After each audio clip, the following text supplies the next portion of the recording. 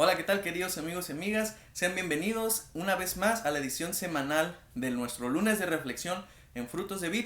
Esta semana me gustaría compartir con ustedes una reflexión que he titulado La importancia del arrepentimiento. Si usted tiene su Biblia ahí a la mano, me gustaría si por favor me puede acompañar en el libro de Mateo, capítulo 21. Vamos a estar leyendo del versículo 28 al 32 acerca de una parábola muy interesante para abordar esta pequeña reflexión, la parábola de los dos hijos. Si usted no tiene su Biblia ahí a la mano, puede seguirme al escuchar estos versículos. Le voy a dar lectura y dice de la siguiente manera: Jesús está hablando con los sacerdotes y los ancianos del pueblo de Israel y dice de la siguiente manera: ¿pero qué os parece?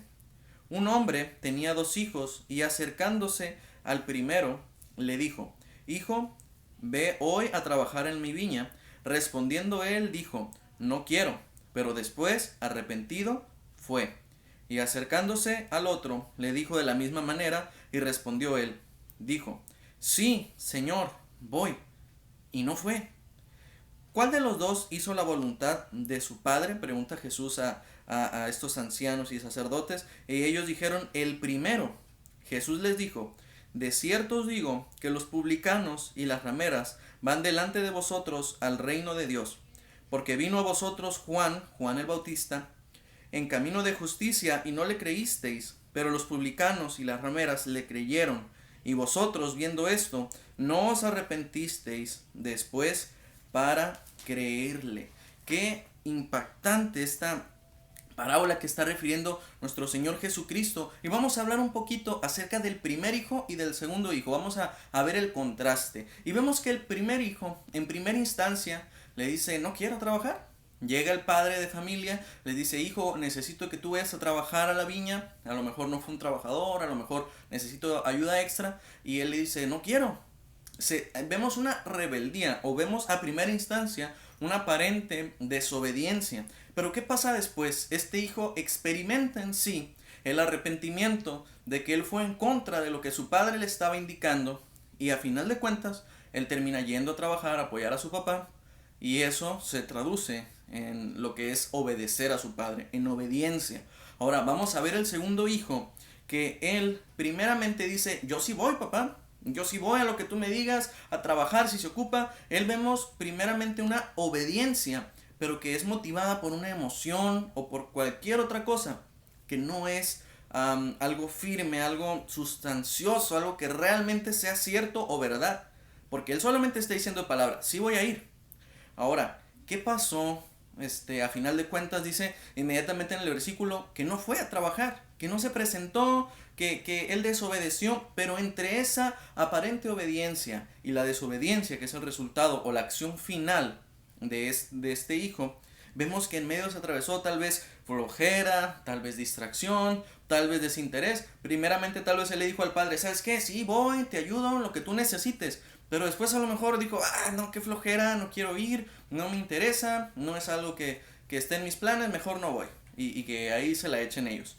Entonces, a final de cuentas, vemos que la consecuencia o el resultado final del primer hijo fue la obediencia, y la del segundo hijo fue la desobediencia. Pero vamos a analizar un poquito qué es lo que hace la diferencia en el primer hijo. Y es que él sintió ese arrepentimiento. Él sintió eso de que le estoy desobedeciendo a mi padre, tengo que obedecerlo, voy a ir a trabajar y voy a ser obediente a él. Y es que realmente cuando nosotros plasmamos esto en un contexto actual, vemos que Dios no busca habladores emocionales que digan: sí, Dios, yo por ti voy a las naciones, yo por ti voy y que me maten en Medio Oriente predicando el evangelio, cuando ni siquiera son capaces de predicar a la persona que tienen en la esquina muriéndose de hambre. Dios no busca personas que sean emocionales, personas que digan a primera instancia: sí, yo todo por ti, yo muero por ti, Dios, y que a final de cuentas, cuando su fe es probada, vemos que todo eso es intrascendente. Y me gustaría que ustedes me acompañaran a Lucas, el Evangelio según San Lucas, el capítulo 5. Aquí se habla acerca del llamamiento de Leví. del versículo 27 al 32. Le recomiendo a usted en casa que pueda también leer un poquito más tranquilamente lo que son estos versículos. Pero vamos a enfocarnos en el 32, cuando Jesús le responde a los escribas y los fariseos que le estaban acusando por invitar a su ministerio a un hombre que le invita a comer y que están publicanos y pecadores comiendo con él. Y Jesús dice: no he venido a llamar justos, sino a pecadores al arrepentimiento. Y aquí es una palabra muy clave, porque no se trataba de convivencia y cenar nada más con lo que eran publicanos, pecadores o personas del vulgo, sino que realmente el fin era que ellos procedieran al arrepentimiento, que ellos se arrepintiesen. Y aquí vemos un contraste o una relación importante en el versículo 32, que a partir de la mitad, en el versículo 31 de Mateo 21, que es lo que estamos dando lectura inicialmente, que dice Jesús: de cierto os digo que los publicanos y las rameras van delante de vosotros en el reino de Dios. Y nosotros vemos en Lucas 5:32: no he venido a llamar a justos, sino a pecadores al arrepentimiento. ¿Cuál es la variable importante en todo esto? La variable importante es que esa diferencia no se origina en de dónde tú vienes.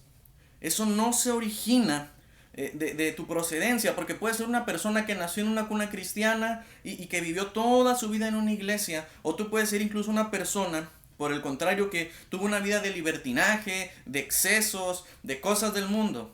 Pero al final de cuentas, lo que importa, lo que hace la diferencia, es que nosotros procedamos al arrepentimiento, porque si no lo hacemos, estamos condenados.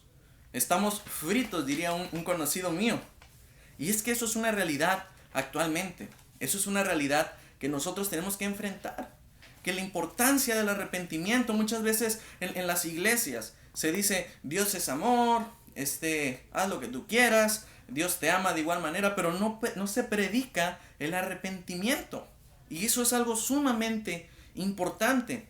En el Evangelio según San Juan, capítulo 3, versículo 18, habla acerca de Jesucristo. Y dice de la siguiente manera: el que en él cree no es condenado, pero el que no cree ya ha sido condenado, porque no ha creído en el nombre del unigénito Hijo de Dios.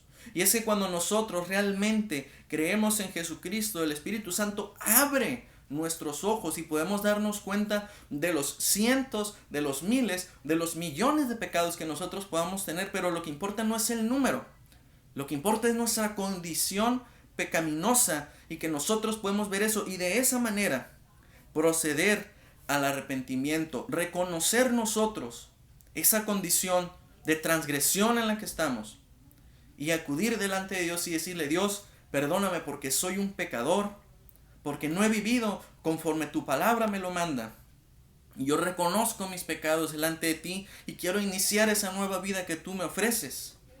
Y es que realmente antes, detrás de todo eso, detrás de todas las cosas que podamos experimentar en nuestra vida pasada, la Biblia es muy clara. En 2 Corintios, el capítulo 5, versículo 17, dice una verdad hermosa que escribe el apóstol Pablo, que dice: de modo que si alguno está en Cristo, nueva criatura es, las cosas viejas pasaron, he aquí todas son hechas nuevas.